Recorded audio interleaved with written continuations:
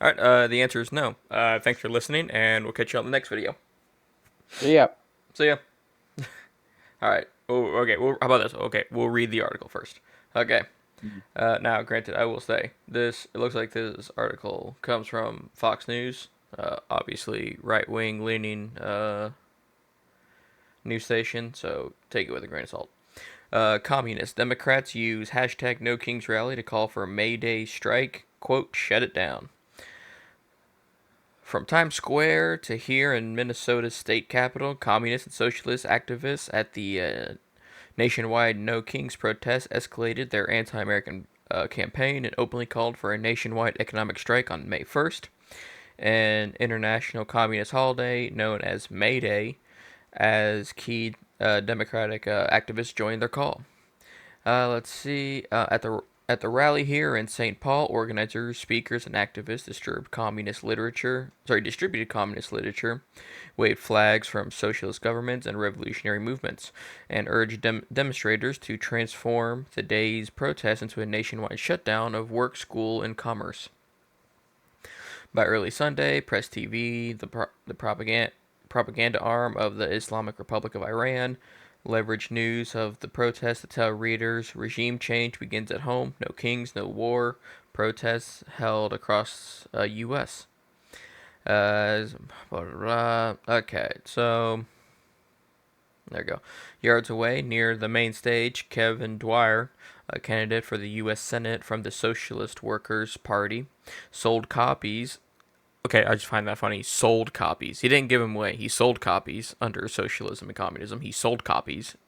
He sold copies Mhm. of the quote Communist Manifesto unquote by Karl Marx and Friedrich Engels, the 1847 work that would have transformed the next century's global politics.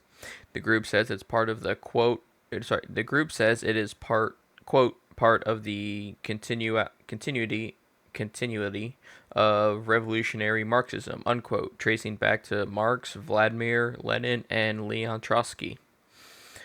Great leaders, I guess. In the middle of the lawn, flags of the Islamic Republic of Iran, Venezuela, and Cuba flew next to a flag of the Freedom Road Socialist Organization, a self-described Marxist group. Da, da, da, da. In the back of the lawn, a young man who identified himself only as Mason championed the teachings of revolutionary communists of America. A young woman nearby sold copies Yes. of Socialist Alternative, which describes itself as a quote revolutionary organization working to build a movement for a democratic socialist society unquote. Sold copies. I just want to get that out there. Okay, so in Times Square, members of the Revolutionary Communists of America chanted, quote, there is only one solution, communist revolution, unquote, while waving red flags bearing the hammer and sickle. Uh, the common refrain from these groups called for a nationwide strike on May 1st. Yeah, we knew that already. Okay, so this is not strictly a. Okay, sorry. Meanwhile, some of the openly pro-communist groups marching alongside democratic activists are now connected to a global activist network funded by Neville Roy Singham, an American born tech tycoon now based in Shanghai, promoting messaging critical of U.S. democracy, sympathetic to China's political model.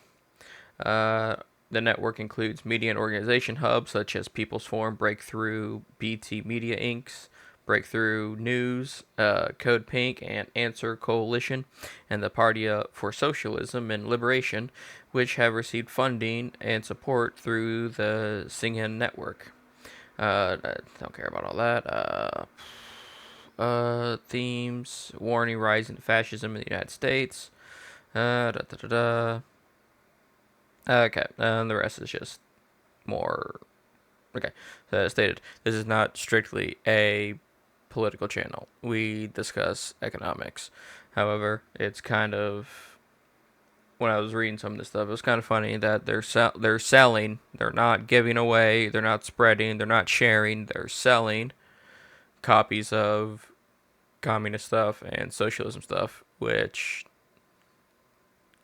in my mind is pro-capitalism, but that's neither here nor there. I guess you can still sell stuff under those ideas. So, what this segment is mainly about is uh, communism and to an extent socialism as an economic philosophy and a way to run the people. Um, how do I put one? Okay, so I'm going to start with one of my favorite quotes. I do enjoy this quote. I don't hear it enough, but it's about no, obviously it's about communism, socialism, and it goes along the lines of the mouse dies because it does not understand why the cheese is free. Everything comes with a cost. Everything. There's no way around it. Uh, that's it. It comes a cost of something, and just because you want it for free doesn't mean it's not going to cost somebody somewhere else, even if that is their time. Or cost you directly just in a way that was not advertised. Think free access to, oh, create a free Instagram account. It's not actually free. They're just harvesting your data to sell to advertisers. Yeah, absolutely. Or And they're selling your views, like your when you view an ad, that's what they're selling. Like they're selling your attention and your data to advertising agencies and security firms and AI firms and the government and yeah. yeah, So absolutely. it is not And free. another example is free healthcare in Canada. It's not free. It's You're paying your taxes with it, and it hmm. again it's back I and forth believe reports. I could be misinformed. This might touch a little bit more political than we normally do on this show, but like I believe there was a case recently in Canada where this woman who was, I believe, raped had was offered physician assisted suicide because the state deemed it too costly to provide her with Mm-hmm. psychological care, and it was as well after uh, basically the prosecution went really weird. Like they didn't fully prosecute properly, and then basically offered her physician assisted suicide. And it's like, yeah, man, instead of fully prosecuting the rapist and putting them in jail forever or whatnot, and providing this woman the care she needs, wouldn't this all blow over faster if she just killed herself? Like, Yeah. So I but mean, no, we'll get to that in a you will second. pay for it just in a way you may not have anticipated. Yeah, and we'll get into that. I do have a bunch of notes I've taken here strictly for communism, and to an extent, it does apply to socialism. And I'm talking when I say socialism, I mean like true socialism. I know there's countries in Europe that have quote unquote successful socialism, but their socialism just relies on heavier taxes to get the programs funded. So when I talk about communism and socialism here, I'm talking about like real socialism, which is just communism without a central government. And to an extent, I believe real socialism is just one step away from communism because you're eventually going to need a government because not everybody's going to be able to participate in everything. But If anyways, you believe the writings of Marx himself, it is considered to be the transitional period in between capitalist economies and communist economies. oh okay, I didn't know that. I didn't know that. But I had to read some Marx in college in a philosophy class. sorry. Whoa, Let's whoa, see. whoa, bro! Sun Tzu, know thy enemy. Yeah, fair, fair. I'm just saying that just Probably. could probably have to know thy enemy. That doesn't mean I can't gag at the cause, the idea of it. But let's see. Like for example, that communism is an ineffective economic system primarily because it replaces the automatic coordination of prices with the direction of political leaders, leading to severe inefficiencies and a lower standard of living, aka they'll just say you should probably kill yourself instead of getting therapy. Mhm. The most fundamental flaw of a planned or communist economy is the inability of any central authority to process information as effectively as a market. That I gave it the example a few days ago about the I forgot who it was, like like the economic leader of Russia or Soviet Union, whatever, asking Margaret Thatcher how she coordinates the economy and make sure everyone's fed, and she says, "I don't." the market does that for me.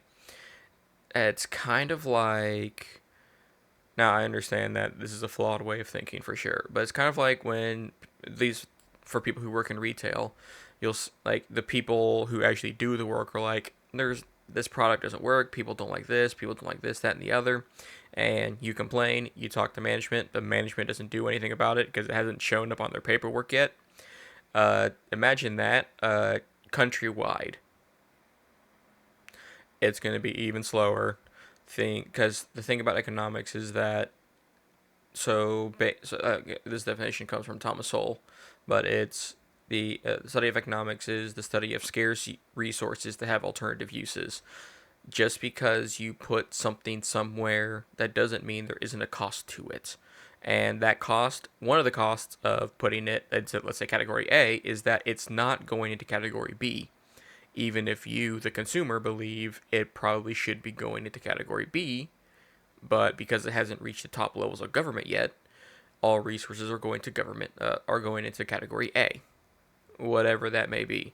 I remember there's reports of like warehouses full of cars in like Russia because instead of putting, all that metal somewhere else, the government's like, we need cars. So then one, the cars got expensive. B, people got poorer. They're starving to death. There's no doubt about that. And C, the warehouses were just filled up with cars. And then even with that cost something because it costs money to store something somewhere. So that's one issue Mm-hmm. with like communism is that you're relying on a handful of people to govern your everyday stuff when they don't even live your everyday stuff. That's just an example there. Prices convey the terms of individual transactions through the entire economic system much faster than a planning commission could ever assemble the information needed to issue orders. That's just reinforcing what I just said. An economy In economies run by political authorities, insights that arise among the masses have no, quote, powerful leverage, unquote, to force those in authority to change the way they do things. That's another example is that you have even less of a voice because your information, what you know about what you think is best, is not going to reach levels of government. For example, let's say you're anti-gun. If someone in politics or Moscow. Congress was like, "Hey, I think we should put more of our metal into guns." Guess what? You don't have a choice. They got to dictate that. So all of a sudden your anti-gun philosophy is surrounded by everyone having guns. You know what? Maybe Yeah. I was wrong. Yeah. Maybe I was wrong. Alternatively, Alternative. imagine you're a farmer and you happen to know that the most recent rain in the area was pretty acidic because of its effects on the plants that are around your farm. And so you know that the pH in the farm, like in the soil, is going to be different. So one, you're not going to see as big of a yield, and two, you should probably plant a different crop. So instead of planting corn, you plant like just we'll say the equivalent is like wheat, right? So you can either plant corn or wheat or potatoes. And okay, corn and potatoes aren't going to be happy in this ground. So we need the wheat to come through to switch out the nutrients, is because we have the wheat and the barley, and those need to switch out the nutrients so that way we get all this like acidic stuff out of the ground. And you know I would normally do this, as me, John Farmer Man, or I guess John, Petrov Farmer Man. Petrov. Um, and that's just what I would normally do. So that way I knew that I was gonna get a good crop. But I go to the store to buy barley seeds, and the guy at the store goes, "Sorry, man, they're doing corn this year." Like, what do you mean we're doing corn? Did you not just see those like rains that came through? They were like, corn is not gonna grow. We have to grow barley if we want to have food. And they were like, "Sorry, man. Central Planning decided back in April that we were planting or Corn. they decided back in February when the farmers whatever met, like when the farming bureau met, they just said we'd already planned out corn for the year, so we've got corn seeds and that's what we're planting, but we're not gonna live on corn. That's the issue with like the information breakdown. It's like you might Mm-hmm. have specific, and you know what, in maybe another part of the country corn would be just fine, but you're gonna get 80% of or like 60% or 40% of the total potential yield nationally because that big storm came through and it changed a whole bunch of the ground pH. And if the farmer would have normally reacted and planted a different crop, you're right. You wouldn't have had 100% total corn yield, but you would have had 100% total farm yield.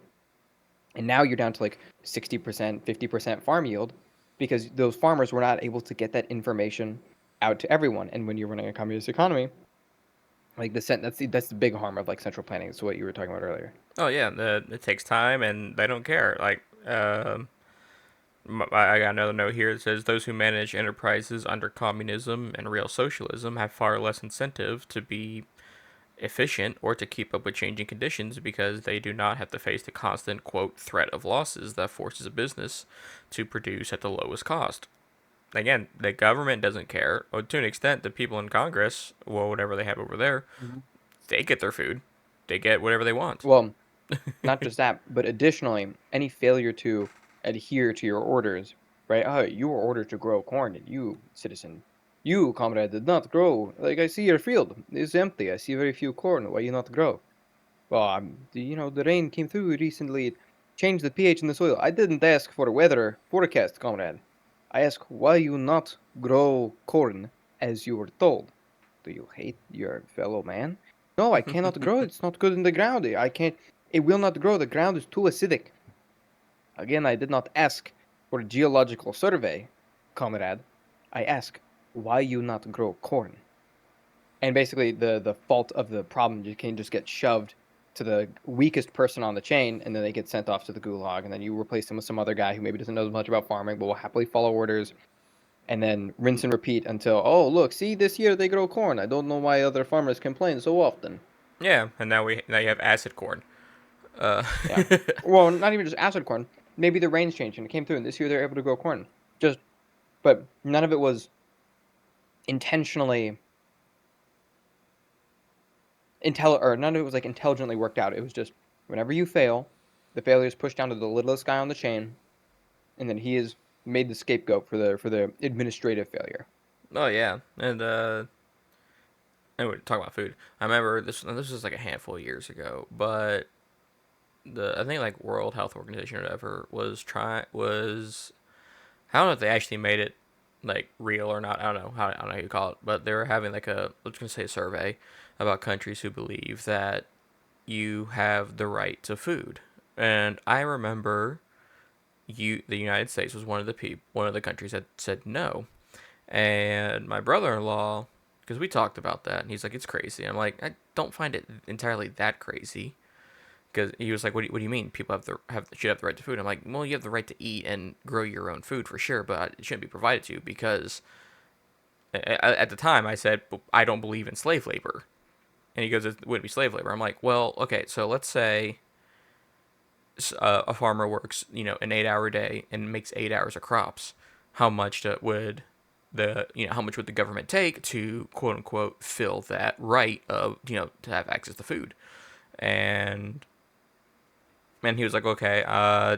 He goes, and I said to him, like, no matter how much you're taking, that's food, that's hours or food that he could have been selling to better his life, improve his buy more seeds, improve his farming equipment, buy more livestock, whatever. And he goes, okay, well, how about out of the 8 hours, they only take 1 hour of the food for the right to food.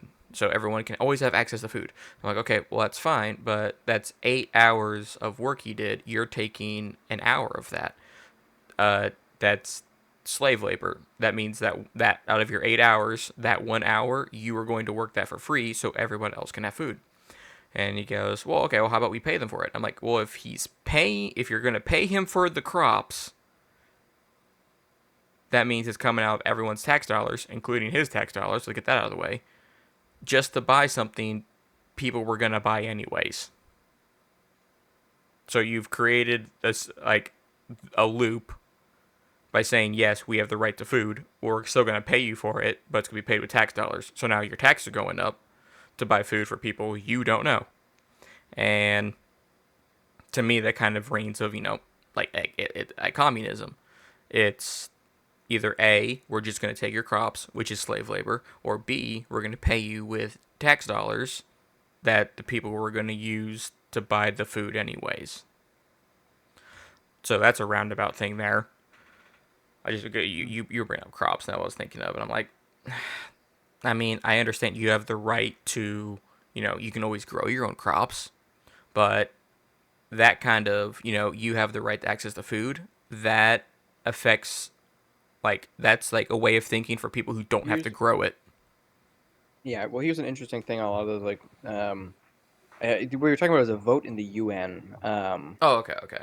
There's a UN vote years ago that was it was a petition to make food a human right, like so something that would be guaranteed provided to you, or theoretically would be guaranteed. Here's the black pill on a bunch of UN referendums. Okay, most of them exist for one of two reasons.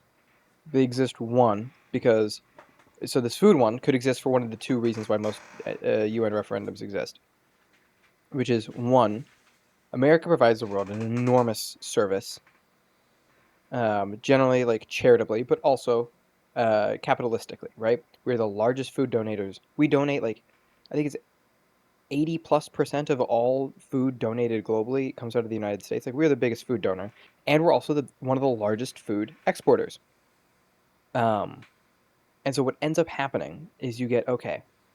Not just are we one of the largest food exporters, but one of the largest consuming economies.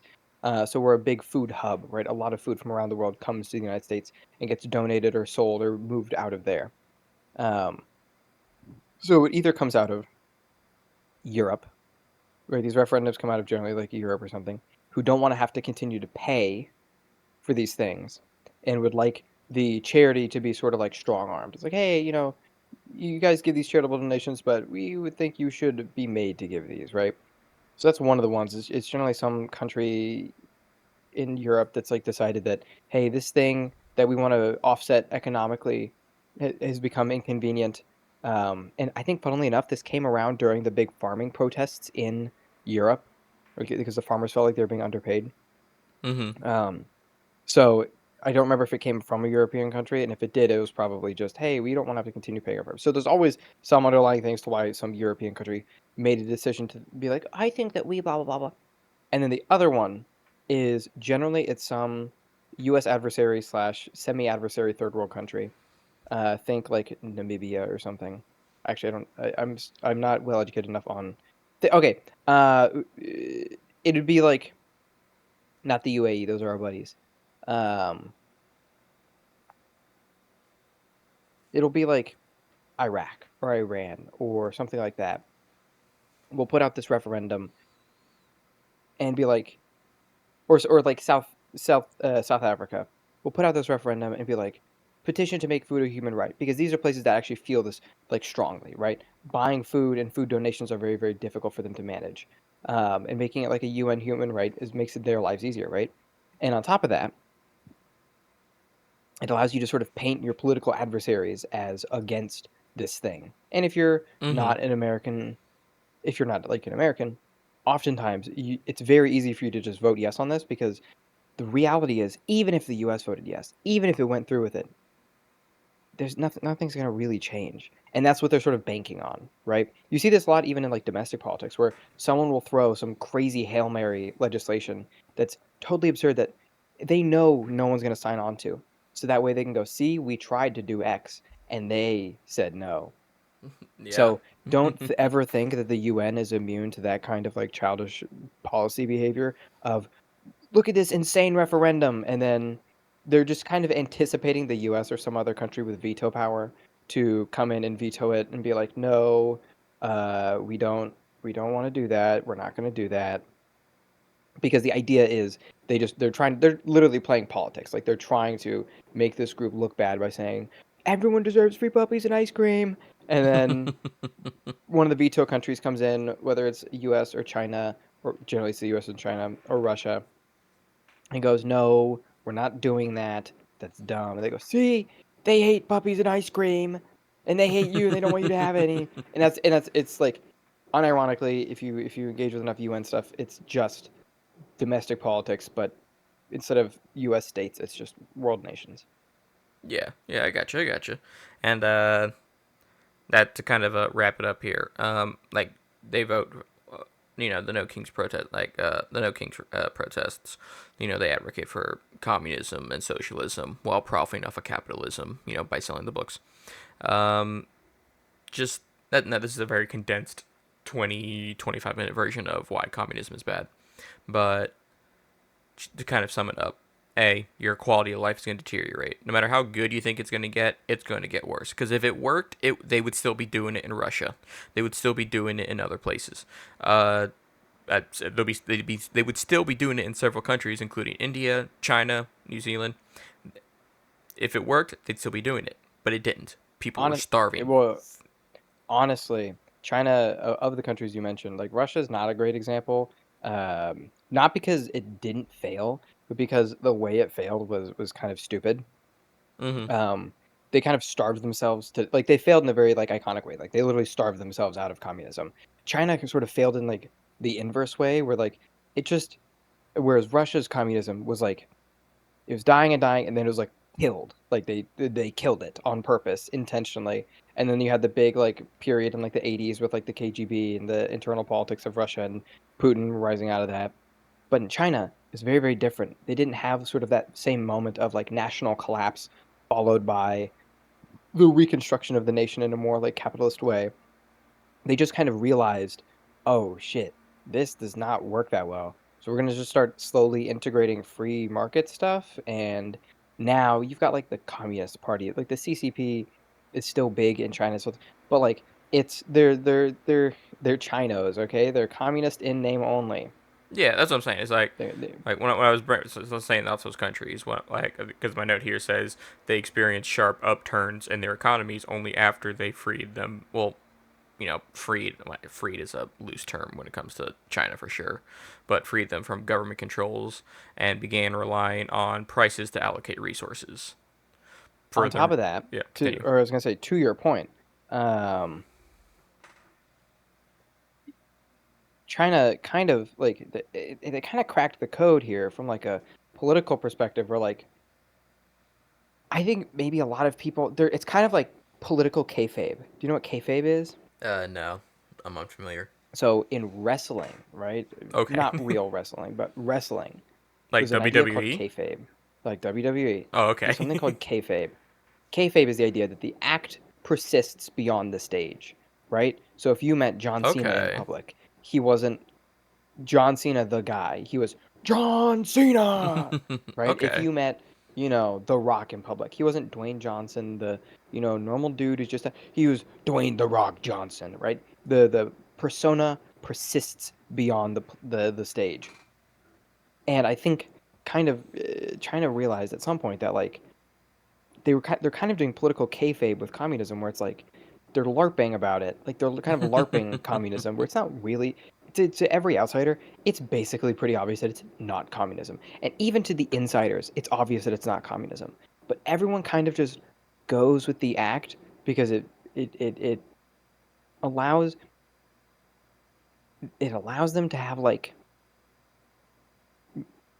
just a more cohesive maybe like national character, like a more cohesive like outlook, obviously more government control, um but like there's this sense that like at least to me that like a lot of this is like they all obviously know. Everyone in wrestling knows that the wrestling isn't real, but everyone's pretending that it is because to the outsiders, it's maybe a useful tool, or maybe like it's kind of like you're doing the thing and everyone knows you're not really doing it, but everyone's like, oh yeah, dude, we are told this way. That's how it feels as like an outsider looking in, where it's like, oh yeah, we have the Communist Party, we're a mostly communist country, and then you look and it's just like you are just about as capitalist as we are. Yeah, I But you gotcha. call yourselves this, but you call yourselves this because it makes people happier and it makes them feel better, and it gives them something like to cling to as like a point of like national pride, and gives like a sense of cohesion, right? The sort of like communist sense of like camaraderie that every man is working together to better the system. Like it breeds a more like politically cohesive group if everyone pretends that they're communist. They all buy into the act. Everyone does the kayfabe, versus just being like, we're all a bunch of individuals and everyone could do their own thing. Woo! Yeah, I Like gotcha. in the United States. Okay, I gotcha. I gotcha. For sure. And well, I guess to kind of wrap this little part, my final note here was ultimately eliminating price coordination has historically tended to make living standards lower than in countries where prices remain the prevailing method of allocating resources. And then speaking of